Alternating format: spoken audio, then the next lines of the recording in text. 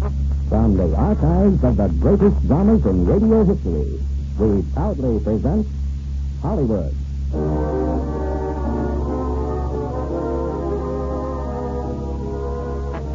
The Radio Theater, starring Charles Coburn, Tom Drake, Beverly Tyler, Jim Cronin, and Dean Stockwell in The Green Years. Ladies and gentlemen, your producer, Mr. William Keeley.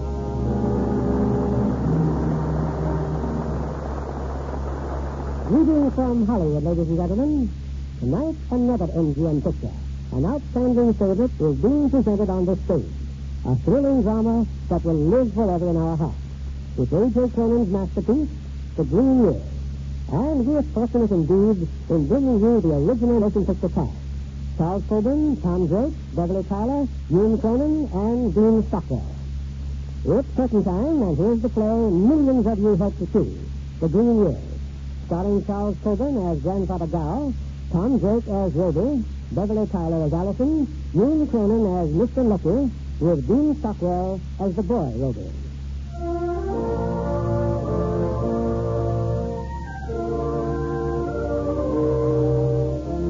In the year 1900, Robert Shannon, orphan, aged 9 years, journeyed from Ireland to the town of Loganford in Scotland, there to make his new home with Mr. and Mrs. Lucky, the parents of his dead mother. You're late, Mama. Supper's waiting. I'm sorry, James. The lad's train was delayed. I suppose you spent good money on the cab? No, we looked. Well, look up, Robbie. This is your grandfather. Robert, no one regrets more than I that we meet under these circumstances. You call me Papa rather than Grandpa. We have one Grandpa in the house already. He's my father, Robbie. Grandpa Dow. Now, this is Kate, dear, your aunt. Oh, look, it's beautiful, boy. Where's your house, dear? And this is your Uncle Murdoch? I hope you like it here, Roby. Thank you. Our other son, Adam, lives in London.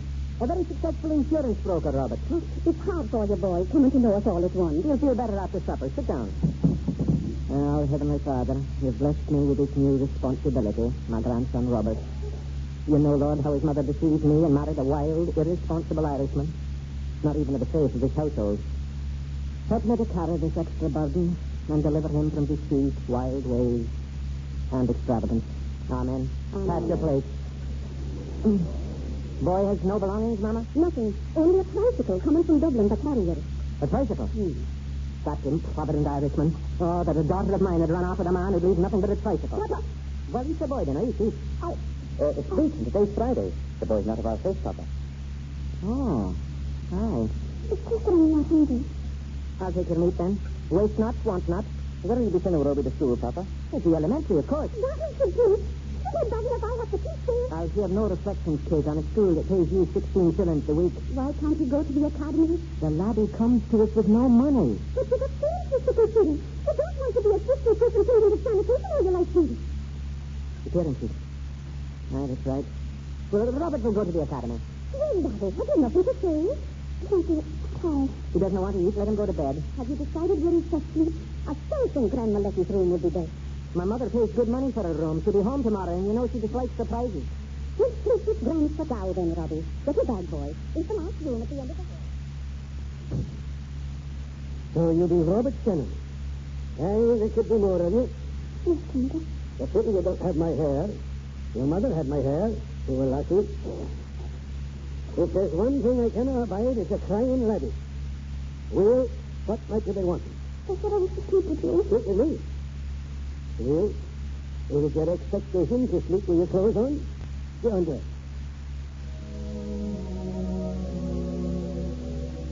Look at me, laddie. Aye. You'll need a friend in this house. It's all right, boy. It's all right.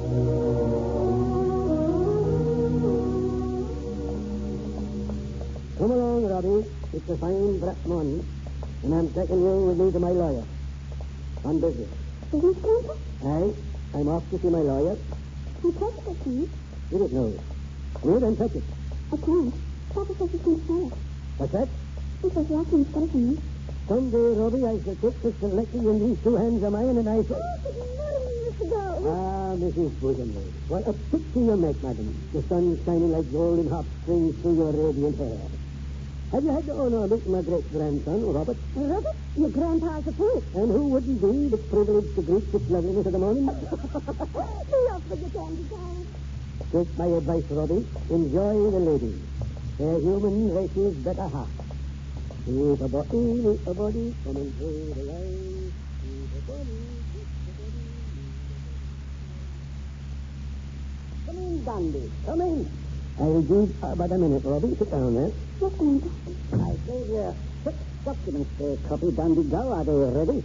They are, Mr. Merkeller. Sir, here they are. Oh, okay. That's lovely copy. And first cup of tea, please. It's a pity you couldn't have done such a job on yourself, Dandy Gow, as you have on your handwriting.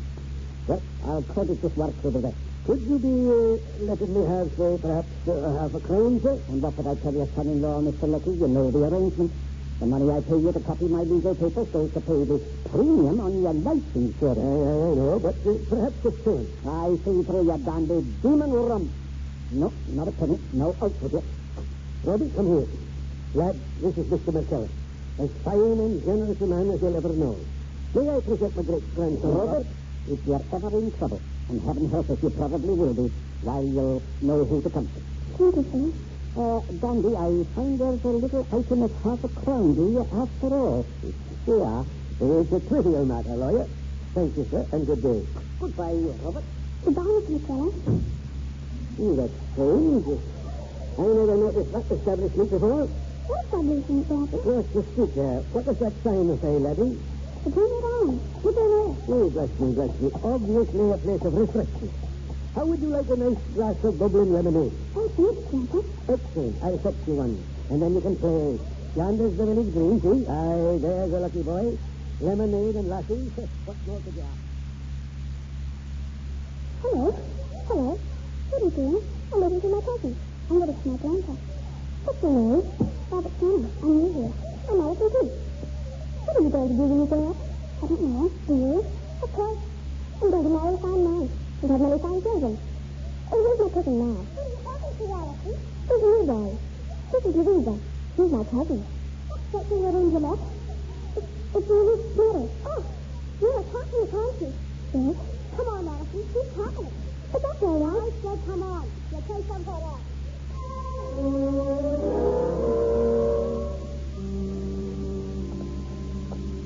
Did you have a nice time on the green, lad? Yes, Grandpa. Well, laddie, what are you thinking about? Grandpa, where did you get those big red nose? Nose? Big red nose. Why? Did you never hear of the Zulu War? Grandpa, tell me, please. Oh, boy, I'm not the one to brag. But there we were, cut off in the jungle by the savage hordes of Zulus. Someone had to get a message through the relief column. I'll carry it, sir, I cried. I took a revolver in each hand and a knife in the teeth. Quietly, I crawled across the rocky veldt. The jungle, that is. I was almost through the enemy lines when they charged upon me by the score. I fired. Bam, bam, bam, bam, bam. Screaming, the savages fell back. But how long could my ammunition hold out? I flashed out with a knife. Zip, zip, zip. Stop! He piled up about me. But the Zulus still came. And then... Oh, then a sweet sight. Out of the dark of the night came running my great white charger, Athena. I leaped on her back. The Zulus gave chase. Flights of poison arrows darkened the air. I was wounded.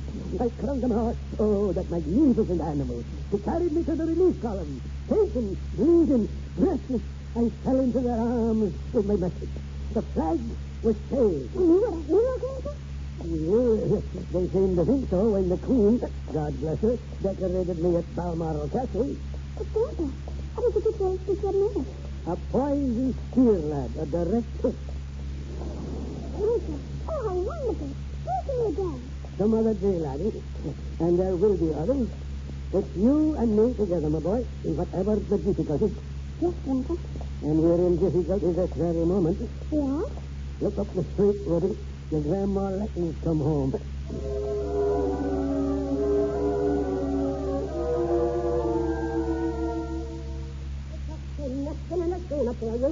Let my child fall into the clutches of that horrible old man. Ah, here he is now. Come in, Robbie. Come in and be seen by your grandma Letty. He'll now be in the hands of a good Christian woman. So come to your grandma, Robert. Just look at his clothes. Do you think he can go to the academy in rags? But the lad has come to us with no money.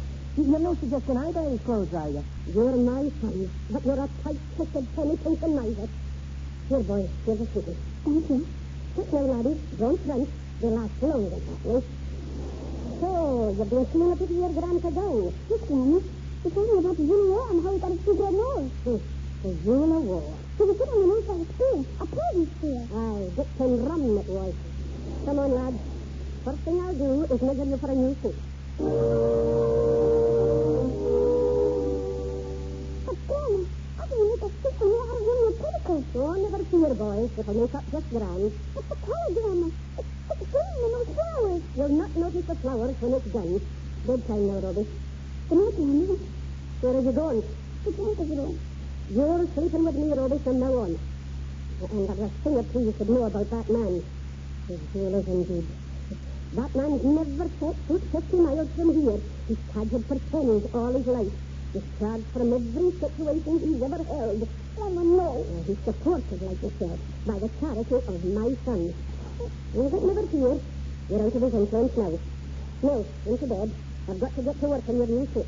And don't forget, boys, Academy opens Monday.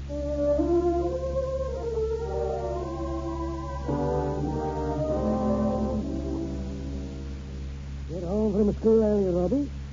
Grandpa, for 2 weeks I've gone to school. Do not go back there again. No. The master's been after you. Is it that it? Mr. Reed? No, Grandpa.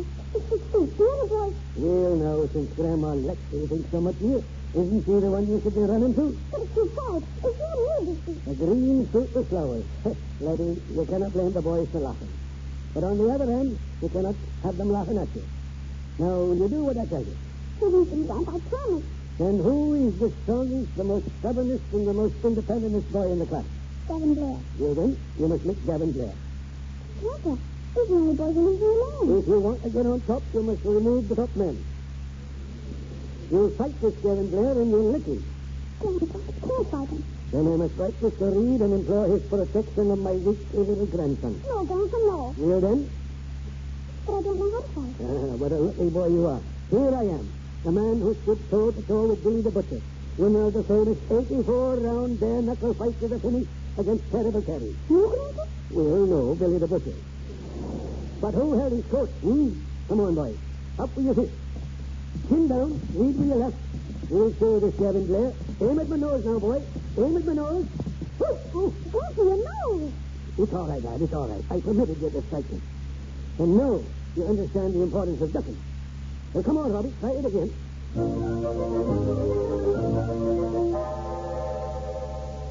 Here, Grandpa. Hello, Robbie. Well? Gotta fight with Gavin Blair, Grandpa. Well, I've never seen a finer black eye, never. But, Grandpa, I lost. Gavin licked me. But obviously you did not run away. Here now, what's this? It's my green suit. So it is. But what's that suit you're wearing? Gavin Blair, he gave it to me. The boy who licked you? He put me on afterwards. He likes me, Grandpa. There was blood all over the green suit. Give me that emerald raiment. There, into the grate with it, Robbie, and good ribbon. Laddie, you can receive many a black eye in this life, but if you're a man, you'll not be the loser. You mean I'm a man already? I do, aye. You're a man like your own grandpa, afeard of nothing. You can go your own way, attend your own church, and you can spit in any man's eye. Robert? Stand up to her, Robbie. Mind, you're a man, no? Good watch, Robert. You're going to prayer meeting with... Where did you get that suit? And your eyes? Where did you get that eye? In a fight, Grandma. What did you do with the burning green suit on his We burned it. We didn't think Mr. Lackey would like to see it around. Blood on it. Not very sanitary. And another thing. I'd better see the Grandpa from now on. What's that? I'm a man now. This is your work, Mr. Jones, you beast of the field. You heard what the laddie said. He's a man now. And in that case, madam, I don't think Mr. Lackey would approve of his sleeping in your room. Oh, look. We'll know, Robbie. Well, now, Grandpa.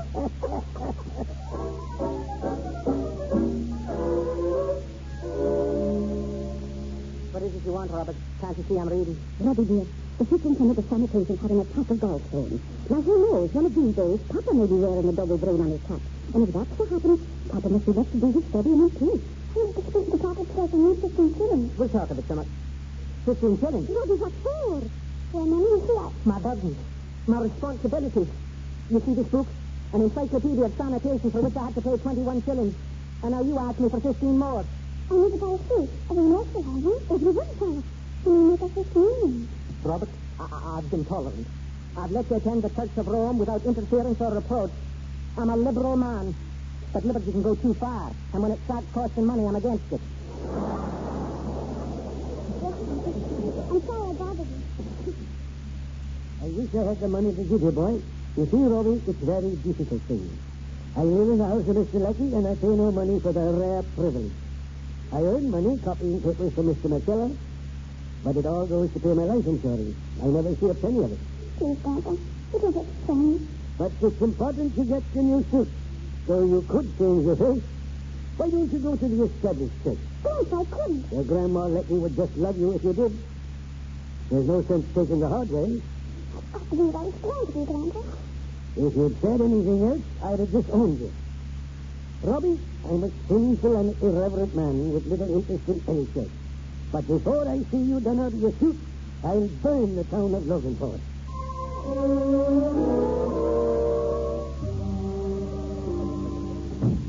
Good day, Mr. Dow. A new book to read, is it? I'm not buying a book, sir. I'm selling one. An encyclopedia of sanitation. I believe Mr. Leckie purchased this for 21 shillings. You did? Mr. Leckie says it is not comprehensive enough. He must have his money back. Oh, it has been used now. I cannot give him more than 17 shillings. I shall accept 15. Eh? It's a matter of justice. I don't understand. You don't have to. Take your book, sir, and give you 15 cents. You did what, Mr. Dow? You did what with my encyclopedia? I sold it, Mr. Leckie, for 15 shillings. And then I bought the boy his new suit. That's robbery. I'll have you arrested. I was hoping you'd say that, Mr. Leckie. And what would the court say of a civil employee who robs an orphan lad of his tricycle and sells it for 15 shillings? You deceitful old man. I've just one more word, and if you ever dare to mention this to Robbie, I'll burn this house down at my first opportunity. Good day, Mr. Lucky.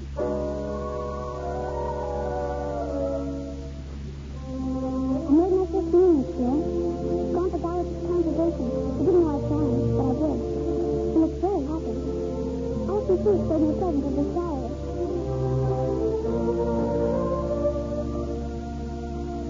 It's 5 years now since I first wrote in this diary. There was a flower show in Fair yesterday.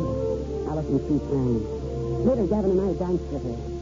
It's good to have friends like Gavin and Allison. It's almost June. In 2 weeks, I'll be graduated from the academy. The whole family will be there. Even Grandpa says you'll come. It'll be the first time he sat down with the Leckies since Queen Victoria's Jubilee.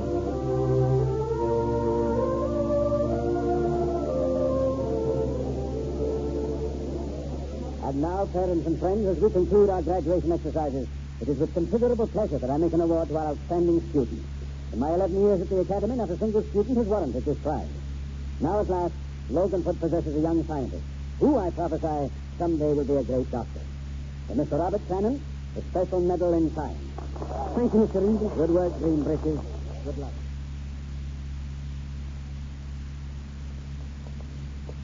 It seems strange, doesn't it? All those years in the academy, and now we're walking home together for the last time. Well, Gavin, have you noticed what to and what you can do? Aye. Brody, my father still wants you to come with us to look in there. Listen, thanks, Gavin, but I can't. But the farm will be running. I've got a job starting Monday. A job? The boiler works. Kate's married now, you know. Kate's husband thinks he can get me into the machine shop. The boiler work?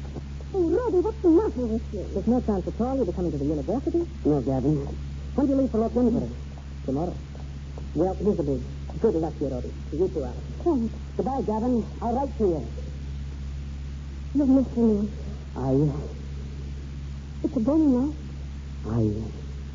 It's a bunny, please. You can never even open. Listen. Aye. Put your head over here beside mine.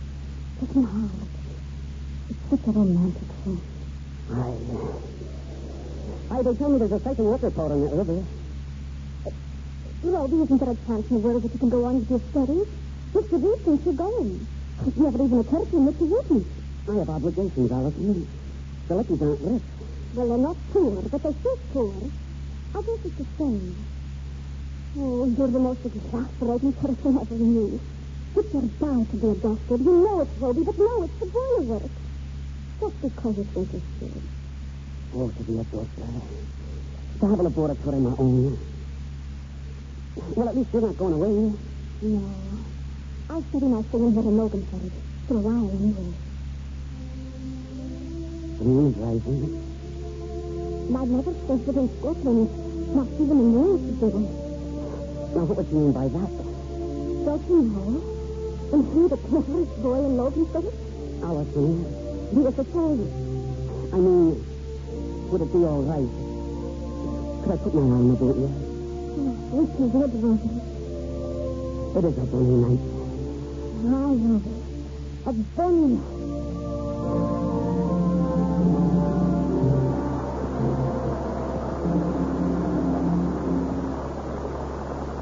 In a moment, we'll return with Act 2 of The Green Year, starring Charles Cogan, Tom Drake, Beverly Tyler, and Gene Cronin. Occasionally, the United States Senate chamber is illuminated by a glimmer of humor. Like the time word reached the Senate that certain interests in Hong Kong were making commercial use of the works of American songwriters without paying the customary composer royalty fees. After investigating, the lawmakers designed a bill to protect Tin Pan Alley. Sponsors of the measure were Senators Russell Long of Louisiana, Hawaii's Hiram Fong, William Spong from Virginia, and Edward Long of Missouri. The legislation was introduced on the Senate floor as the Long Fong Spong Long Hong Kong Song Bill. On another occasion, Congress honored Robert Frost with an award recognizing his contributions to American letters. In presenting a medal to Mr. Frost, the late President Kennedy took note of the unanimous vote on the matter and concluded, "It's the only thing Congress has agreed on for a long time." Two of the lighter moments that really happened on Capitol Hill.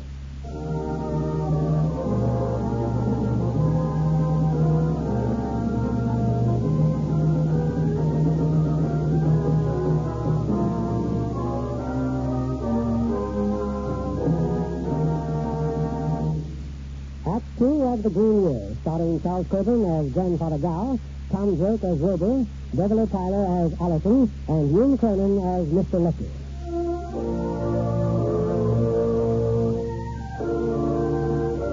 For a month now, Robert Shannon has labored in the boiler works at Loganford. But one night, grimy and tired, he meets a friend as he leaves the factory. 10 minutes later, breathless and excited, he bursts into Allison's house. Robbie, what is it? I just saw him, Allison. Mr. Reed. Oh, you don't know what's happened. He's arranged for me to sit for the marshal. The marshal's scholarship. I can study medicine, Allison. Oh, Robbie. Well, I haven't won it yet. I can't win it, it's impossible, but I can try. Oh, Allison. Oh, Robbie, I don't want to kiss me, but I couldn't your face is a wee bit timid. No, I don't. It's such a wonderful thing. I didn't know what I was doing. Excited. Goodbye, Allison. I'll see you later. Robbie, a scholarship. And they pay you how much? £100 a year. For 5 years, Mama. What's this paper, Robbie? And Mr. Reed gave it to me for you to sign. You're commissioned for me to try for the scholarship. Oh, Robbie, you must understand something well. I've never had an easy time of it. Murdoch, after all I've spent in his education, works in that nursery raising flowers. No more money for board from Grandma Letty since she's gone to Kilmarnock. No financial aid from Katie now she's married, and Grandpa Gow is still upstairs with an appetite like a growing boy. Even Adam, my own son, a great successful man in London, owing me £50 for 12 years now. He'll pay. He'll pay indeed. Mama, I've resolved. I'm going to London. I'll collect that £50 if it takes the whole 4 weeks of my holiday to do it. We were speaking of a scholarship, Papa. I cannot let you go for 5 years more without a penny return for the support of the house. No, I won't have it. I won't have it. You must listen. You cannot fill Robbie's life and hopes for a few pennies from the boiler work. Mama, you spoke of money. I'm doing this for your own good, Robbie. You're reaching above your station in life, and you reach not but disappointment. No, I can't sign the paper.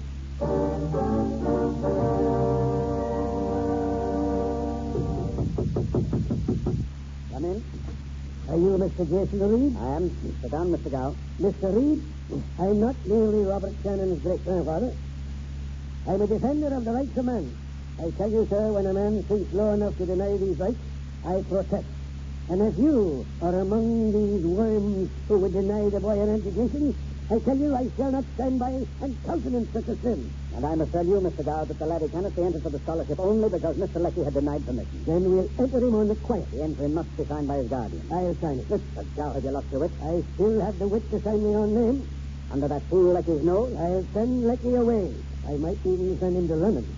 This is the most unbelievable and dangerous nonsense I've ever heard. But I'm with your heart and soul.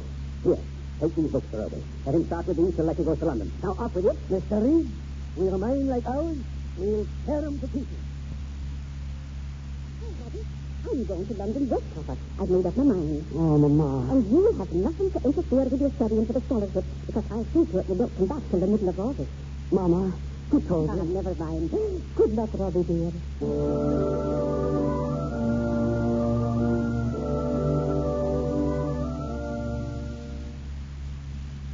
I'm so tired, Mr. Reed. I've studied so long, I've read so much. I swear I don't know anything now. I haven't even begun. All right, now, mathematics. What is a conic section? The intersection of a plane with a cone. Clumsy. What's the formula for the surface of a sphere? All right, boys, paper. Come now, paper, pencil. Trace the growth of industrial Europe. Causes, effects. Think, boys, think. Distinguish between density and specific gravity. Between kinetic and potential energy. What were Newton's 3 laws of motion? Think, think, think, think. Describe the chief product of a Chinese valley. What to do? Oh. The examination starts tomorrow. What to do? According to Mr. Reed, only second-raters study for the last minute. Yes, ma'am. Well, come along. We're going to take a long walk. You and I and the professor. When does the train leave, Roby? Tonight at 8 o'clock. But I'll be back tomorrow night. All the examinations in one day? No, I'll go back to Glasgow Sunday. Then physics on Monday. Allison, what will you do when you grow up? I told you that once, long ago. I'll marry a fine man and have many fine children. What do you do? Would you say we're grown up now? No, Roby, not quite yet. Allison. Please, Roby, I think perhaps we'd better concentrate on the decline and fall of the Roman Empire. All I can keep in mind is how much I want to kiss you. Then perhaps you'd better kiss me, Roby.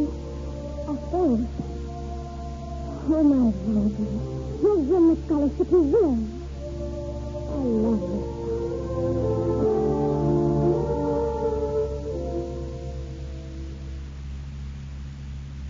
Just came, Ruby. A telegram from Glasgow University. Well, tell me. History, 92%. You missed only one question in geometry. Roby, you know what this means? We know. You still got the examination on Monday, but I swear to you on the basis of what you've done, if you only get 50% in physics, you'll win the market. Mr. Gow, you wouldn't have a drink in the house. Not until Monday. Now, what about that cough, Roby? Oh, it's just a cold. He's a wee bit warm on the side. Well, I'll stop by the doctor. I got the rest now anyway. Goodbye, Roby. Good boy. He'd best stay in bed. Is that it, Doctor? Man, you daft. Here, get this prescription to the chemist right away. Robbie has examinations Monday in Glasgow. You think by then... The temperature's 104. Mr. Gow, your grandson's on the debs of pneumonia.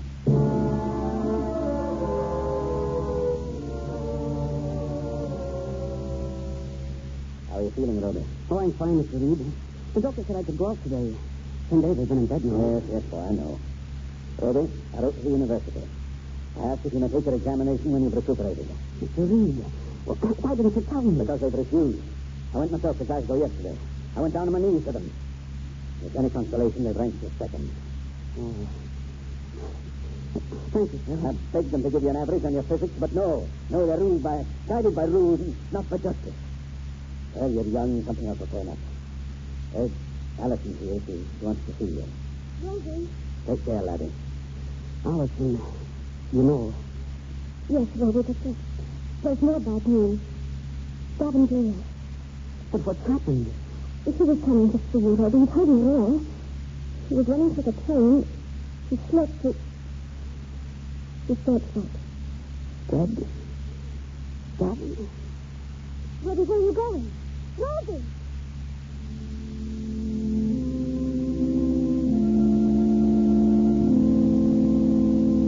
Oh, Mother, of course. Tell me. Why did Daddy have to die? Why? Oh, there's much I don't understand. I'm young, I know. And perhaps I don't right to understand. But Daddy was young. A man's got to understand something. You have your faith and then things happen. Things happen out of nowhere and you make no sense. Why? Why did it happen?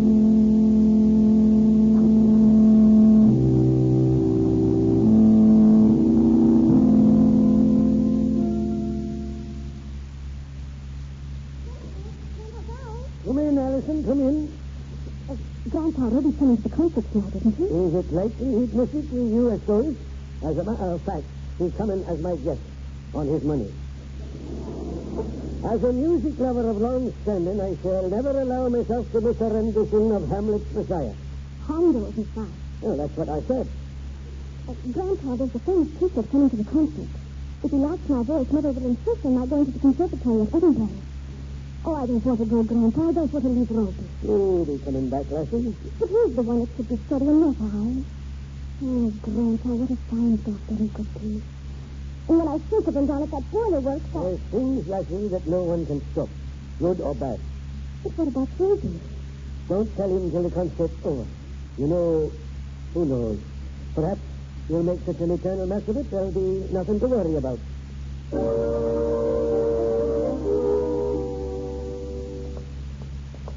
It was like an angel, Allison. You were singing tonight. I was never so proud. Rosie, he's a priest. Rosie, Oh, you needn't say it. Grandpa told me. You're going away. Dr. Edinburgh. Oh, you'll go further than that? No, Rosie, no. I heard you sing tonight. Then I'll not leave here at all. Oh, you must. Oh, Rosie, say the word. I'll take you marry you. How can I tell? How could I? You must be about you. If you love me, then pity on me. What would I be doing for you if I married you? I know my place. Whether I'm suited or not, whether I choose it or not, I have a place at the boiler works, and I'll not share it with you. Oh, Allison, if I loved you less, it might be differently. You're young. I suppose we'll get over it. I may be young, Rosie. I'm likewise tired. Would you take me home, Rose? Robbie, come in. We've been looking all over for you. Papa, Dr. Gilfrey. Mama, Robbie, she's very ill. Happened so sudden. Her heart. A body can tolerate just so much wear and tear, Robbie. Worn out. That's what she is. Worn out. There's nothing I can do. It's in God's hands now. Robbie, I'll be in my room, Papa. you'll pray for her, Robbie. Light the candle by your shrine. Pray for her, Robbie.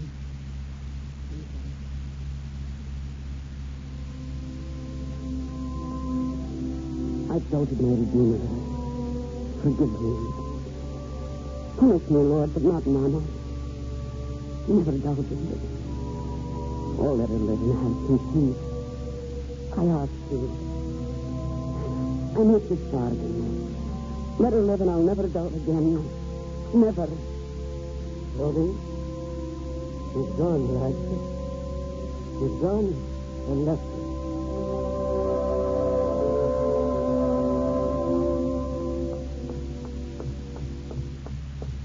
Robert, is that you, Robert Cannon?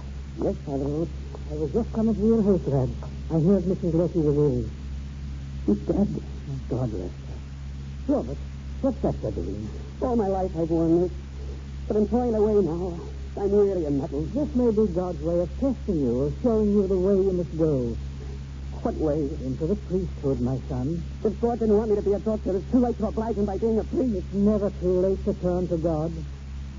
I don't believe in God. God believes in you, Robert. I don't believe in God anymore.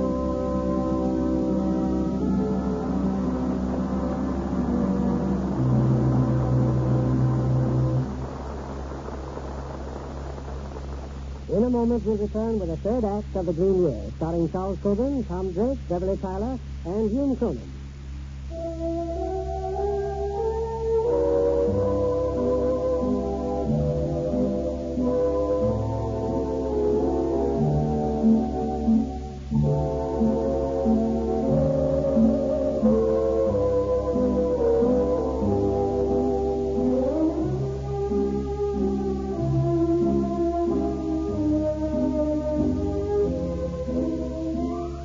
The times of war have always been true. The times of war songs.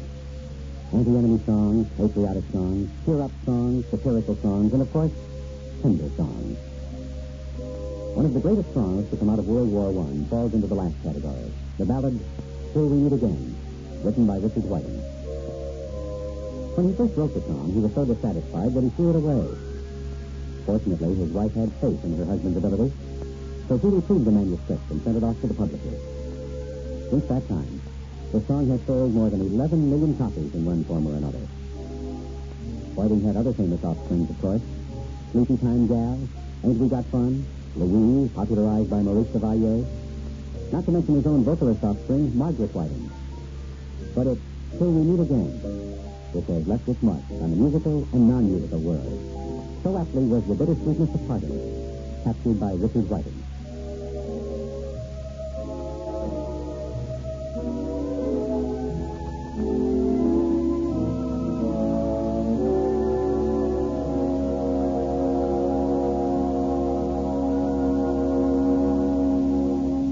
Here's Mr. Keeley at the microphone. Act 3 of The Green Year, starring Charles Coburn as Grandfather Gow, Tom Drake as Ruby, Beverly Tyler as Allison, and June Cronin as Mr. Leckie.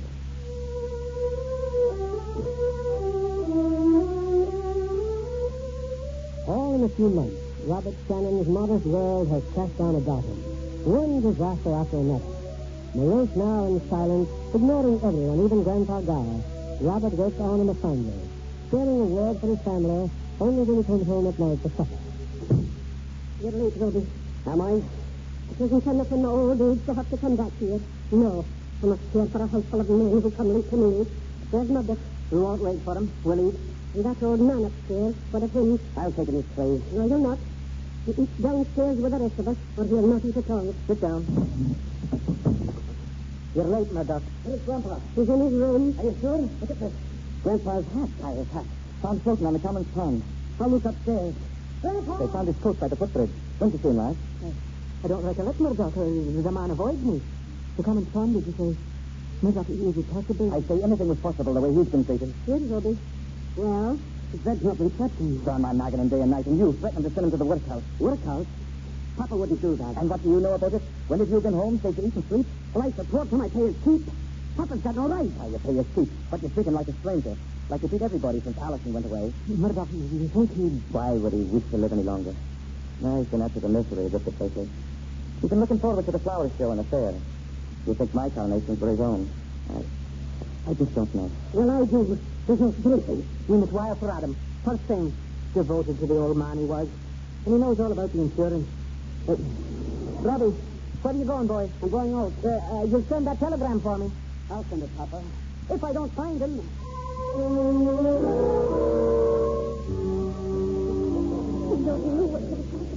Another day, no sign of him yet. Oh. So you came, Adam. I'm glad to see you, Robbie. No trace at all, Robbie. I've looked everywhere, Kate. He was a fine man, a lovely man. We're hoping Grant is still alive, Adam. The insurance will be paid, Papa. Catch on the spot. Oh, Robbie, how my heart breaks for you. I was just saying, Mrs. Boozemley, a finer man never breathed. He had his faults, a weakness or two. But what of that? Why don't you say what you're really thinking? That he's worth more to you dead than alive. I'm shocked with you, Robbie. Where's your manners?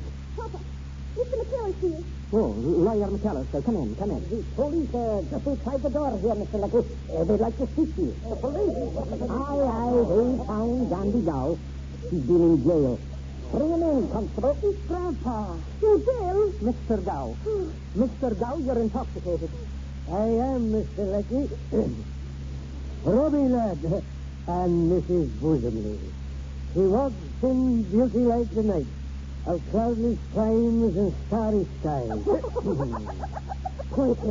Things are wonderful. Dear family and friends, and you, Madam Lucky, forgive me. Robbie, are you not coming with me? Oh, Grandpa. In a body, coming through the light. In a body.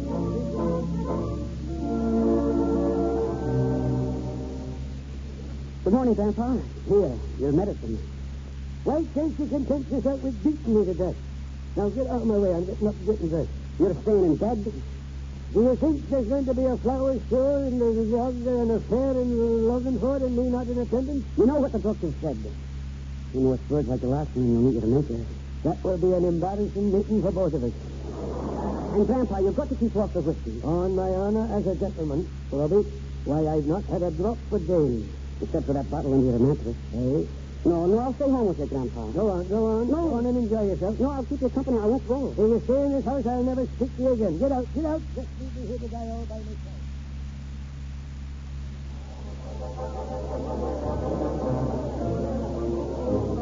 Look, Papa, it's Grandpa. Marching there with the home guards. And in his kilt, Mr. Zoe. Here. And contrary to my explicit instructions, and look, take a note of his sleeve. A whiskey bottle. Oh, that man. That wretched man. Robbie, I'll take care of him, Papa.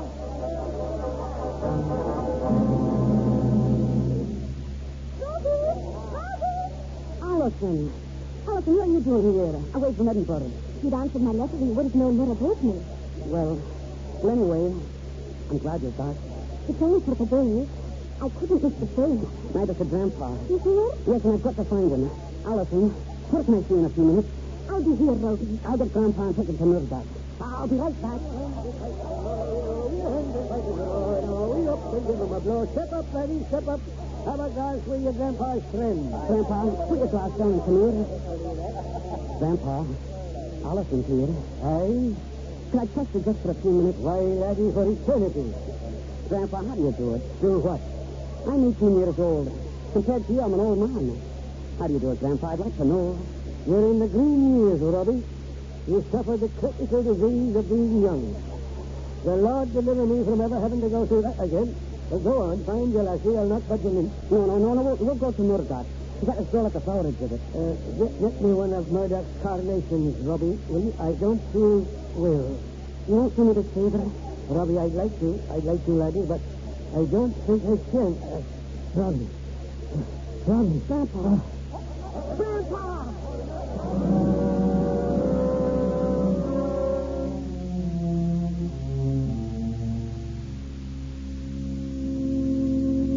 Expecting you, Robert Cannon.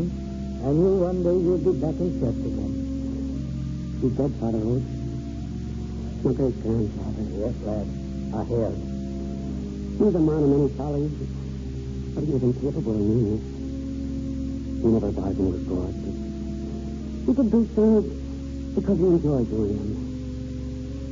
Oh, do you think the God who understood my great-grandfather might forgive me? I haven't doubted it. He will forgive you. I should like to pray with you, Robert.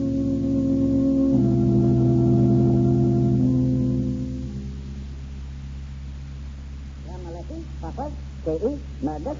Well, now that we're home, I want you to know that I think it was a fine funeral. A fine funeral. Oh, will you stop it, Adam? Oscar.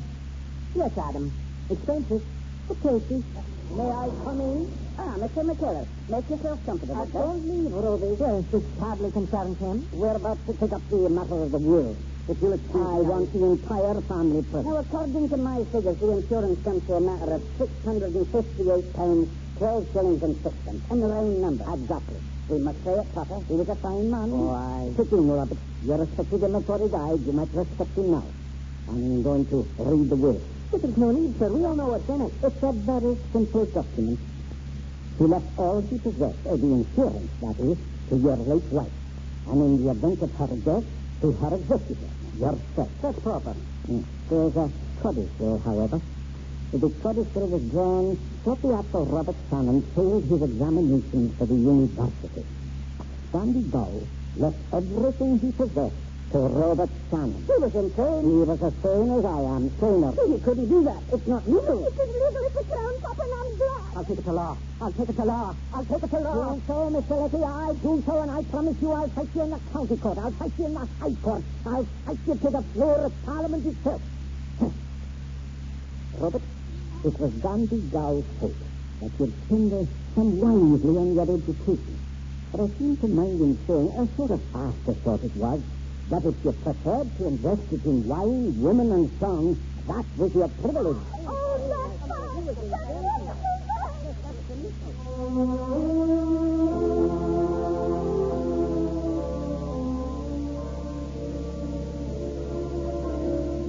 At last, Allison. At last I stand before thee. The great gates of the University of Glasgow. Give me your hand, baby. My hand. Look at me, laddie. You'll need a friend in this house. If you and me together, boy, whatever the season. Maybe you're married to him. Oh, was I? Now walk in there, through those gates, Rosie. Walk into your future home.